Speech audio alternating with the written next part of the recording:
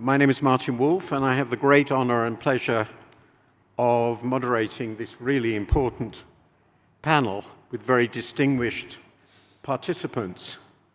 And our subject is very timely and globally important, which is the North-South Schism.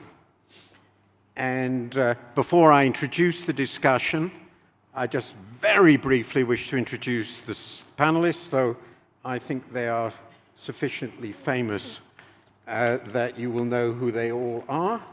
Immediately to my left is Ngozi Okonjo-Iweala, who's Director General of the World Trade Organization and a member of the Board of Trustees of this distinguished institution.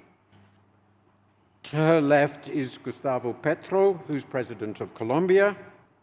To his left is Paul Kagame, who's President of Rwanda. To his left is William H. Gates, or Bill Gates, as most of us know him, who is, among many other things, co-chair of the Bill and Melinda Gates Foundation. And finally, to his left is Mark Rutte, Prime Minister of the Netherlands. And we're going to proceed. We won't be doing Q&A. We won't have time. We're going to discuss first the overarching problem of governance. Each of them will make a short contribution to that. And then we're going to have specific interventions on four big themes: trade, finance, health, and climate. And after that, if everybody's been very good at time, we will have the opportunity to have an interchange amongst us. I just thought I'd make a minute's worth of introduction, because for me, this is a very, very interesting topic. There are many disadvantages of becoming older, but one of them is that you remember things that are relevant. When I started working at the World Bank in 1971, this was right at the beginning of the 70s. And this seems to me a period which has some similarities. Not only were there the oil shocks, the war in the Middle East, inflation, and all the instability associated with these things, we also had an institution or grouping called the Group of 70, and they were arguing very, very powerfully for a new international economic order. This was a North-South schism. And I won't go further, but one very interesting book at that time, which was published in the middle of the 70s, was called The United States in Opposition. Of course, you know that what subsequently happened in the 80s and 90s was not a new international economic order, but the era of globalization. And we now feel at the end of that. But I think it is important to remember that we have seen problems like this before, and we have managed them really successfully. And it is immensely important that we do, though of course our challenges today include things like climate and health, which were less obvious then. And we also have to say that over the last 50 years, there has been staggering progress in development, which of course is now significantly troubled. So with that introduction, let me ask the panelists in order to make their brief comments on what is, from their perspective, the governance problem today in this context of North-South relations. And may I start with you, President Kagame. Well, thank you very much. Let me address this by starting with the two crises that really define the pessimism in the South about this international cooperation. One is when COVID happened. One is COVID, another is what happened with inflation and interest rates, the interest rate crisis that followed. With the COVID, it was clear that access to to vaccines and therapeutics had a problem, and it was mainly concentrated in the north. The south was to be considered much later, even then very slowly, nearly too late,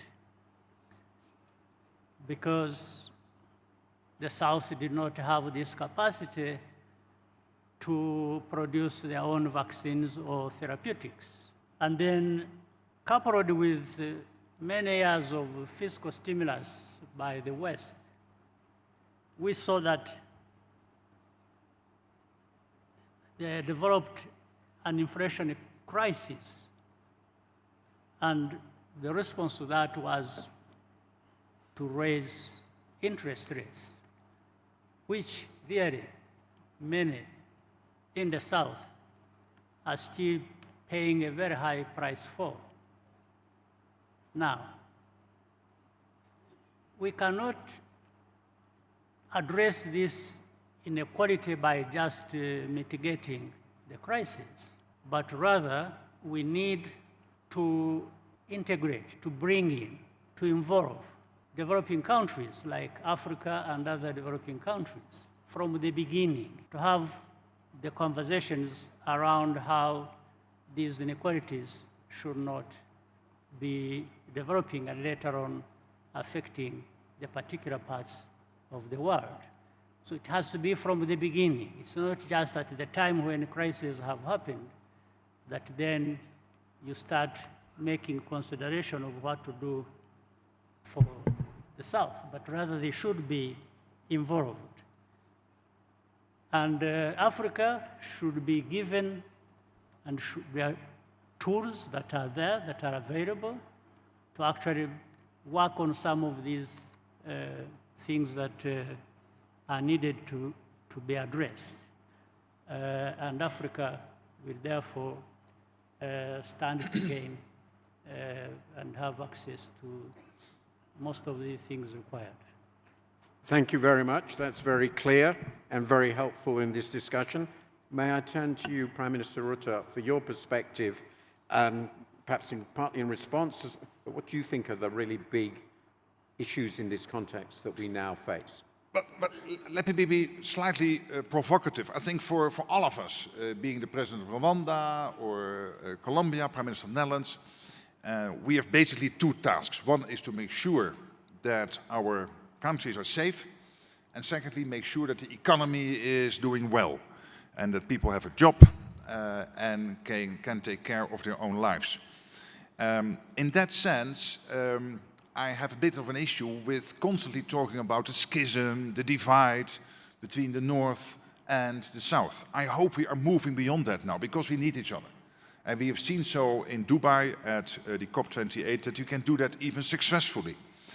And that would be my second comment. There is constantly this debate, also in my country, between multinationalism. Should we stay a member of the EU and the role of WTO and the UN, etc., as if that is something you can oppose to being interested in the national level. You cannot be a politician working at a national level, taking care of the national interest, if you are not part of a strong multilateral system. And that means that strong multilateral system, we have to invest in it. It has to be rules-based. We have to make sure that we have enough discussions and talks on how to progress it, like the WTO, which has had some difficulty, but under the current leadership, I'm happy to say we see progress in a number of important fields. So there is not a schism between North and South, I would argue, for this debate. There is not a schism between the national level and multilateralism.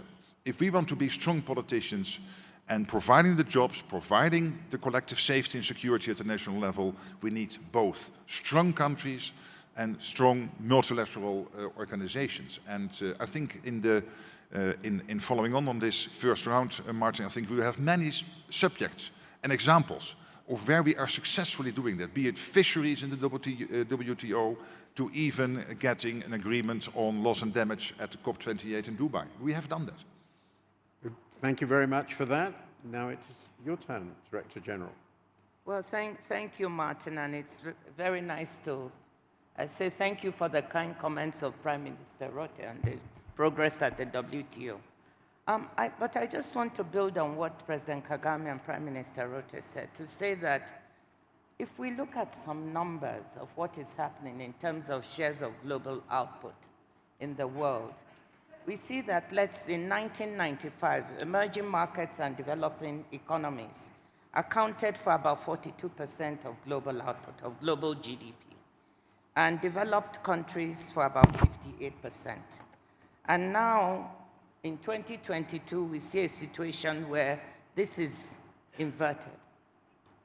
And so these changing shares of world output, and we see it mirrored also in some of the shares of trade, which I'll come back to later, speak to the multipolarity of the world, that we are now in a multipolar world.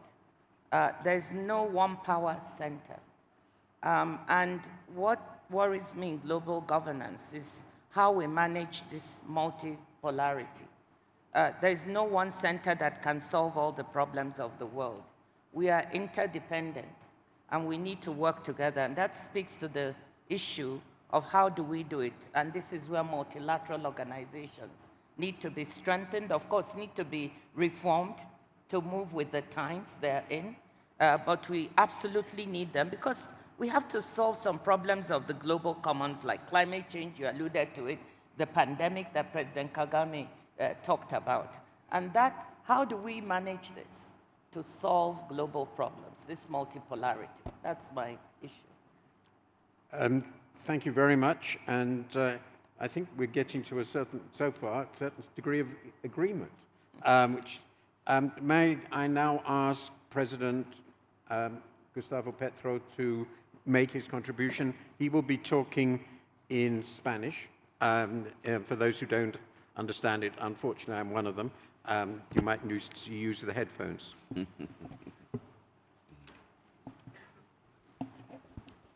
Bien, gracias.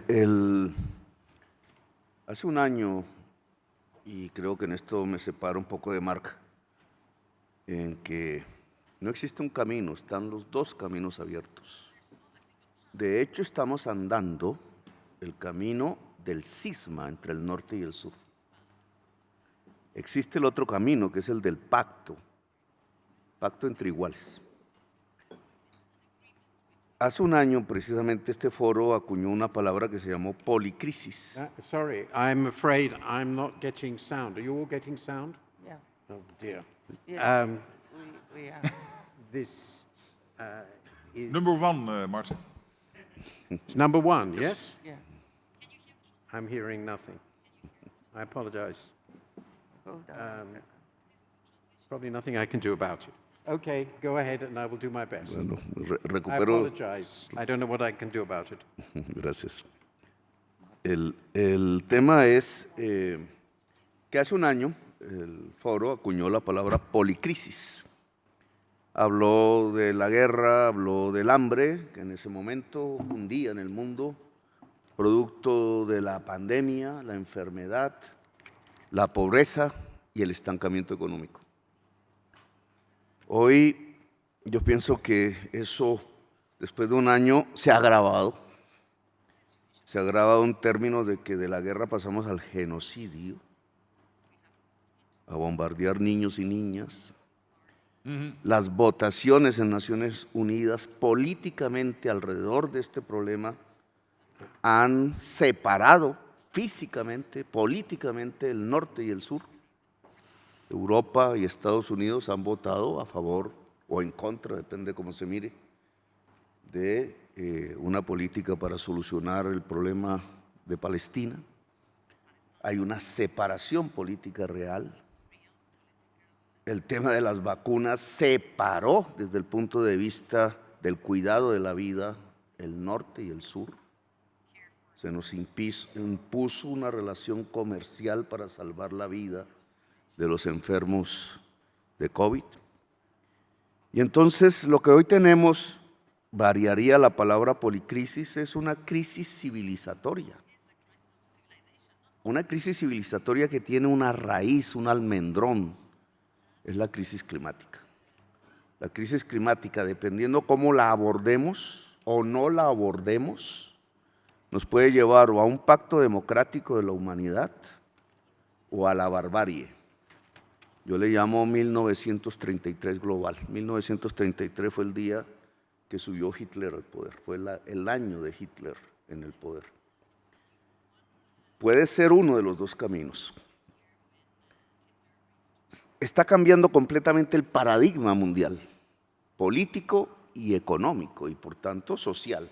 La existencia humana está en cuestión, y al cuestionarse la existencia se cuestiona todo lo que se había edificado en los últimos 50 años, para bien y para mal. Por ejemplo, el concepto de cooperación, que es uno de los temas de este panel. Cooperación se construyó con la idea de un rico muy rico, un norte muy rico, un sur pobre, muy pobre, una idea de llevar dineros del norte al sur, yo le llamo limosna, en el sentido cristiano, y construir una buena conciencia mundial a partir de que el norte estaba ayudando al sur. Esa misma idea se está colocando en el centro de la solución a la crisis climática. Se piensa que la crisis climática se supera si hay una limosna del norte hacia el sur, y las grandes discusiones de la COP han girado alrededor de ese tema. Los famosos 100.000 millones de dólares que se prometieron en el 2015 en París. Y resulta que ese concepto, ese paradigma de la cooperación hoy no es. Hoy se estrella contra la realidad de la crisis civilizatoria mundial. Y no solo porque las cifras son enormemente superiores a 100.000 millones de dólares al año para solucionar un problema de toda la humanidad, sino porque la realidad para superar la crisis climática, que es el almendrón de la crisis civilizatoria de hoy, es diferente y no pasa por la cooperación. Y me explico, y trato de ser breve. Las chimeneas están en el norte. Las chimeneas de CO2 están en el norte. Luego toca es apagar las chimeneas en el norte, en primerísimo lugar. Si no se apagan las chimeneas en el norte, las selvas del sur que sirven de esponjas se queman y entremos a un punto de no retorno, es decir, de definitiva extinción de la vida en el planeta. Es un problema crucial. El norte tiene que transformarse radicalmente desde el punto de vista económico y tecnológico para poder sostener la vida en el planeta en su conjunto. El sur es el que tiene que ayudar al norte en ese propósito, es al revés. ¿Por qué? Porque África y América del Sur son las regiones con mayor potencial planetario en generación de energía limpia. Y esto cambia completamente la geopolítica mundial. Nosotros somos los que podemos generar la energía limpia con la cual las chimeneas del norte se puedan apagar. Nos toca cooperar con el norte. Y esto, digamos, ya más adelante entonces podremos hablar un poquito de qué significa el cambio entonces de las relaciones de poder en el mundo. Thank you very much. That's a really valuable contribution. I hope somebody would talk in that way. Finally, Bill Gates, your response or points. Well, there's no doubt we find ourselves at a juncture where the demand for resources exceeds the resources available. And, the needs coming out of Ukraine, the Middle East, climate mitigation, climate adaptation, so many things, including basic development, healthcare systems, education systems, all of these, the needs are pretty incredible. And I'd say there's three things we can do to improve that situation that we have a shortage. The first is we should try and be more generous. Those who have the most, whether it's countries, companies, or individuals, should be pushed to be more generous. For example, in the aid category, getting up to 0.7%, or like Sweden and Norway, getting even beyond, that's imperative. The second thing is to focus in on the highest impact areas where a dollar of resources is effective. I would say that there's almost a factor of 100 difference between some initiatives versus others, and we really need to study that and do well. And foremost in that is going to the countries, including in Africa, and saying, what are your priorities? You know, health, nutrition, education, where would you like to have these partnerships focus? The final area is innovation. There's been far too little innovation on the needs of the global south, whether it's malaria, whether it's their crops that go way beyond the big three, rice, wheat, and maize.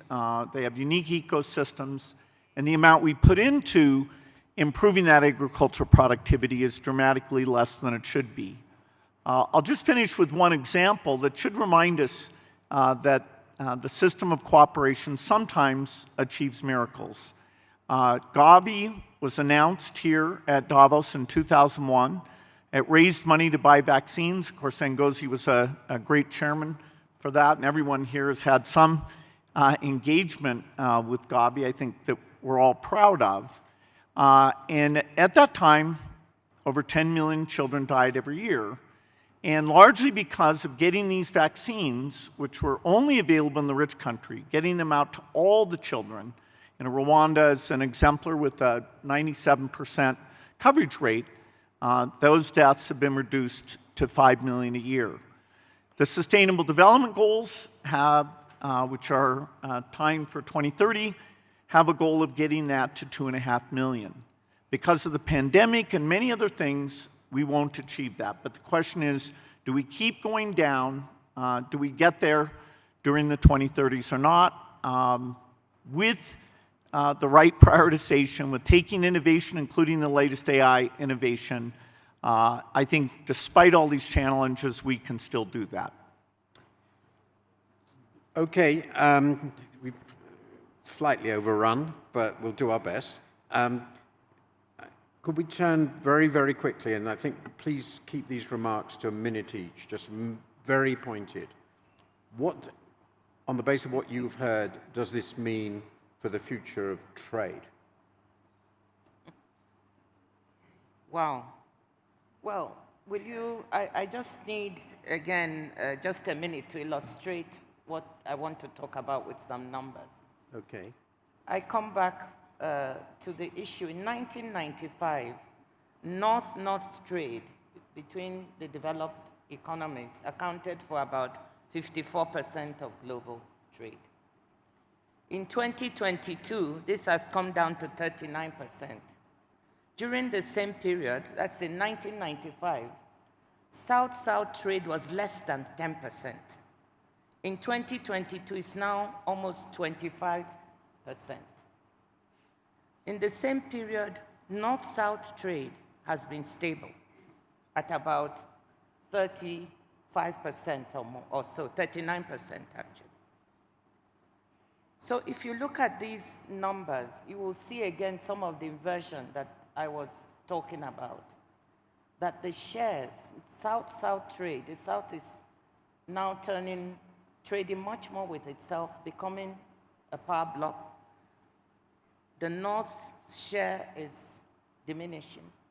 And it comes back to the issue I spoke about different centers of power, that there's no one center of power, and that we need to cooperate.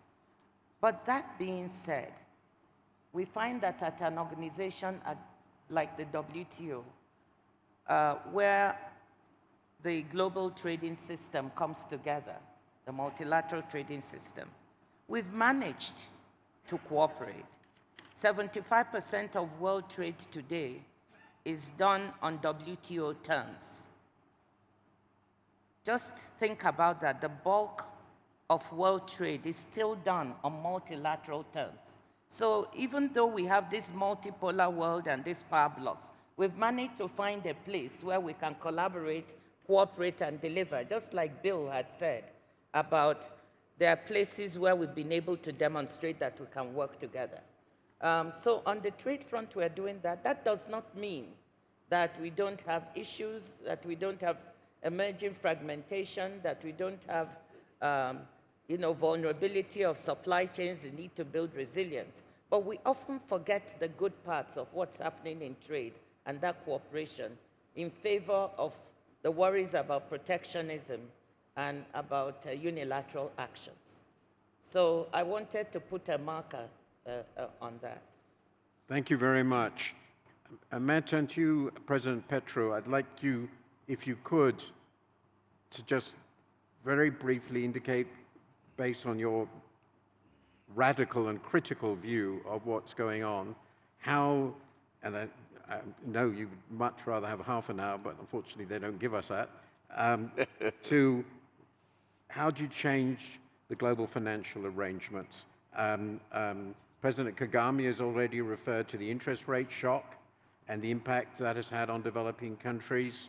There are many issues here: debt, how the IMF works, the monetary dominance of the developed countries. Just focus on what seems to you to be really important. Bien, si continúo un poco con como traía mi exposición, si vemos gráficamente las chimeneas que producen la crisis climática en el norte y la potencialidad de energías limpias en el sur, entonces el esquema cooperación, donaciones, limosnas del norte al sur no sirve para solucionar el problema de crisis, sino es la liberación de esa potencia del sur, que puede ser deslocalización de producción del norte al sur o algo más importante. La liberación de la potencia del sur en generación de energías limpias, que apagaría las chimeneas del norte, tiene que ver con un cambio del sistema financiero mundial. Por ejemplo, la OMC, la Organización Mundial del Comercio, debe supeditar su normatividad a los acuerdos de París, que deben ser vinculantes, no simplemente expresiones de buena voluntad. Si no, no cambiamos la correlación de fuerza que implica solucionar la crisis climática. O, por ejemplo, en el tema del sistema financiero mundial, la liberación de la potencia del sur para generar energías limpias y economía descarbonizada tiene que ver con liberar sus propios recursos. No necesitamos limosnas. Nuestros propios recursos están supeditados, están absorbidos a través del endeudamiento de la tasa de interés y el servicio de la deuda que pagamos. Por ejemplo, Colombia paga una prima porque se le considera riesgoso, como Brasil, como Venezuela, como Ecuador, como todos los países de la selva amazónica. Lo riesgoso hoy no somos los países que tenemos la selva amazónica, son los países del norte, por varias razones. Ustedes representan más riesgos para la vida humana que nosotros. Nosotros tenemos la esponja. Por tanto, económicamente esa prima debería volverse cero.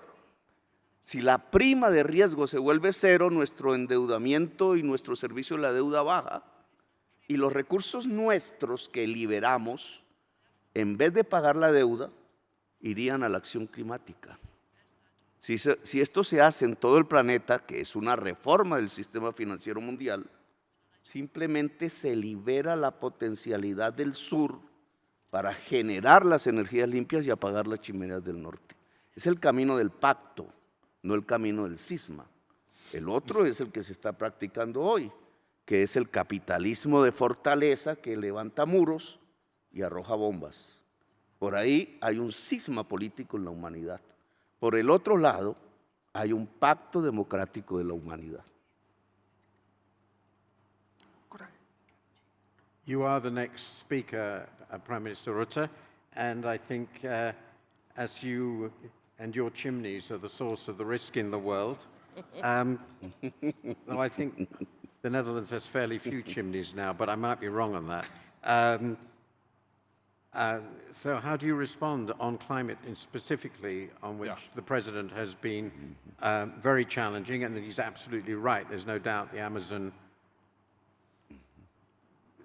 mega region is immensely important.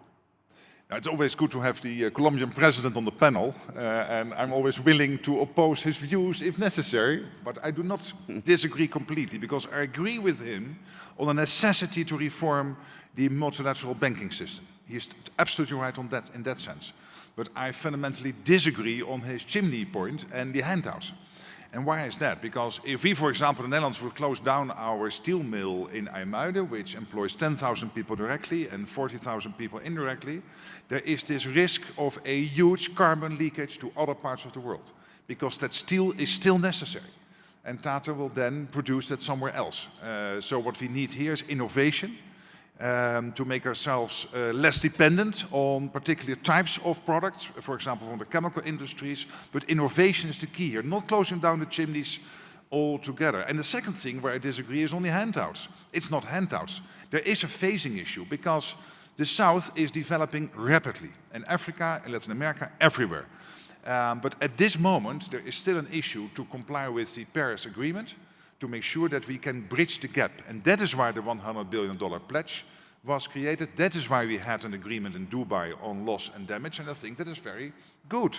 And it will help us to really move forward. And I see him nodding yes, so he is letting go of his previous position and agreeing with me. That's good. No, I'm kidding. But now, to sum up, I think when we talk about multilateralism, and the WTO is a case in point, because it is not easy at this moment to deal with world trade.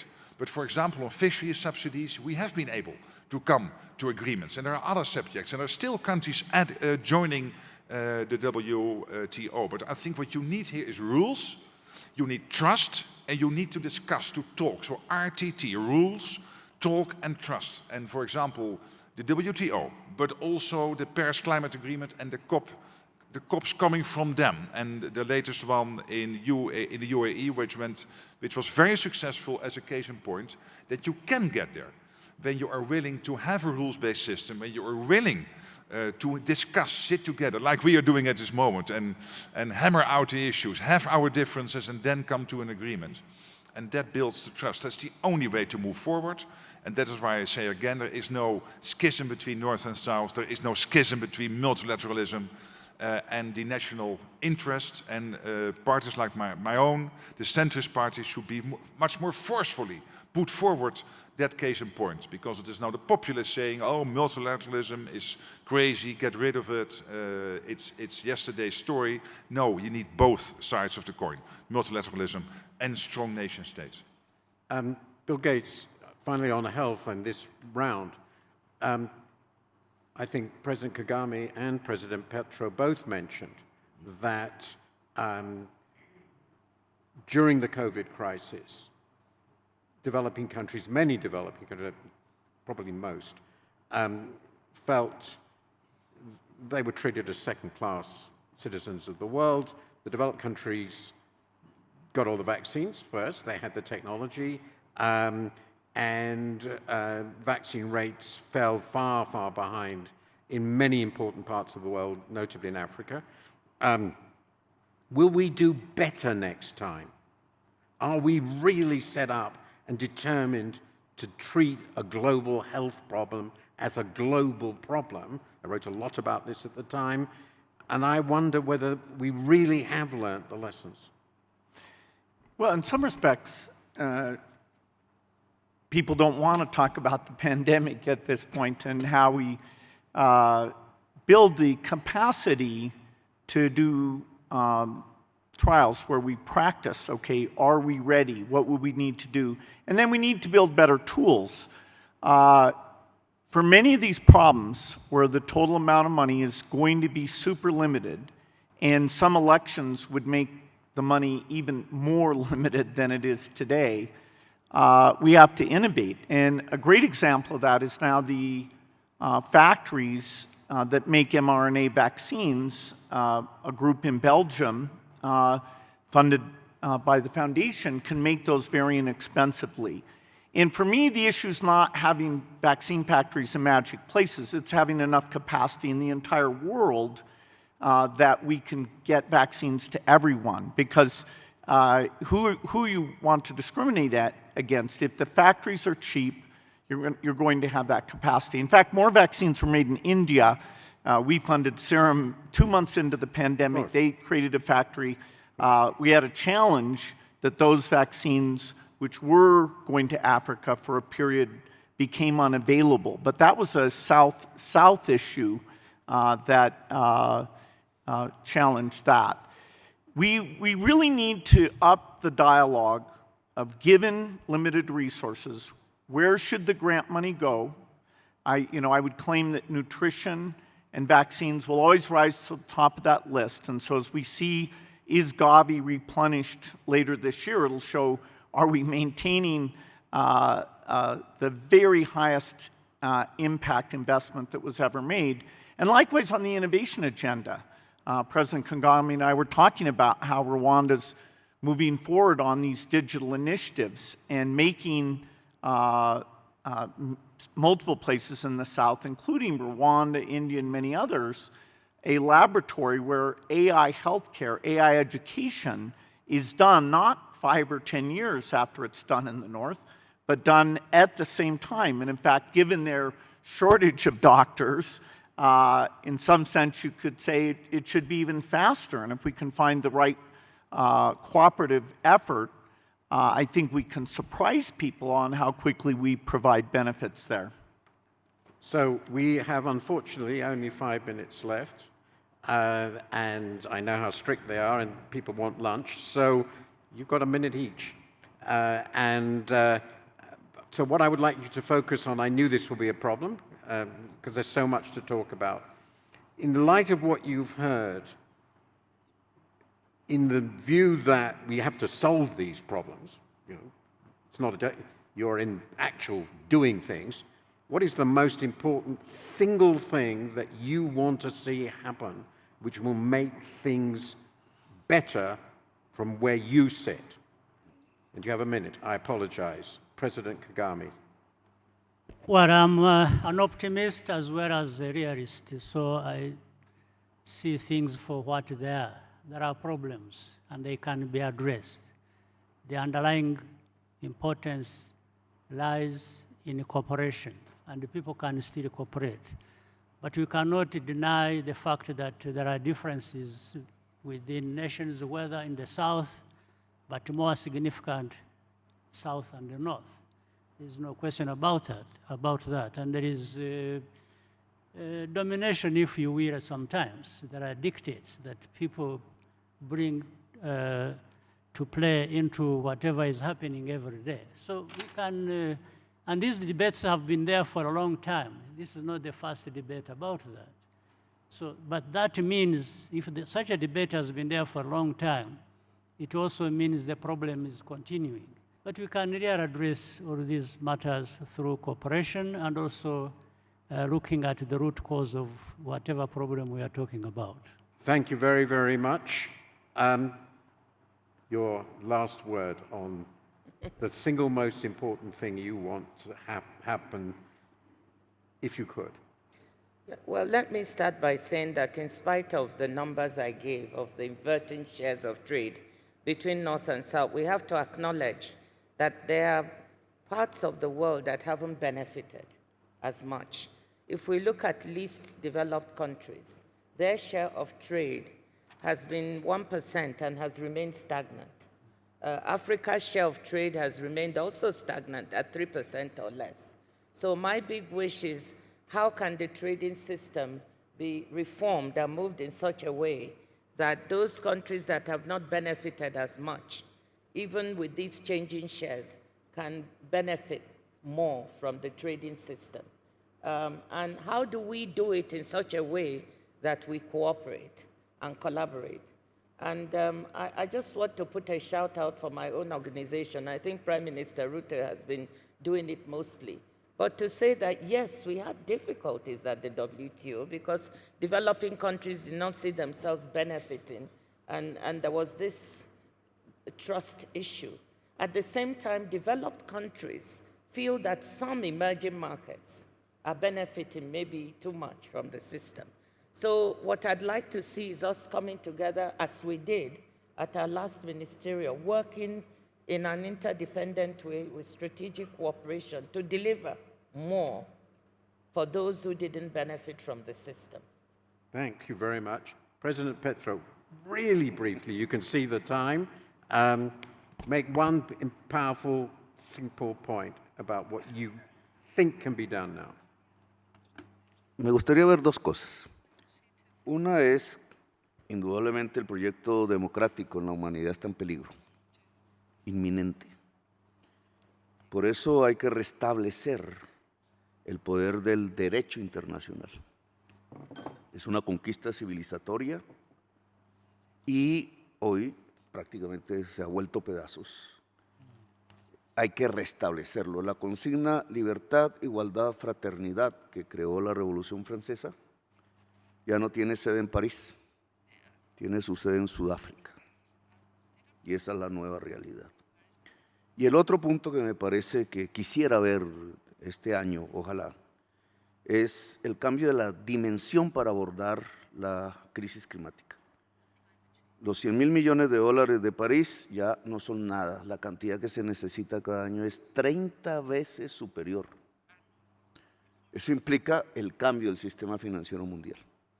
Si lográramos establecer una política por acuerdo de deuda, de cambio, de canje, de deuda por acción climática, podríamos llegar a esas cifras, 30 veces superior a lo que se prometió en París, generado con los recursos públicos de todos los países del mundo e invertidos en un gran plan Marshall de acción climática en el planeta Tierra para preservar la vida en el planeta.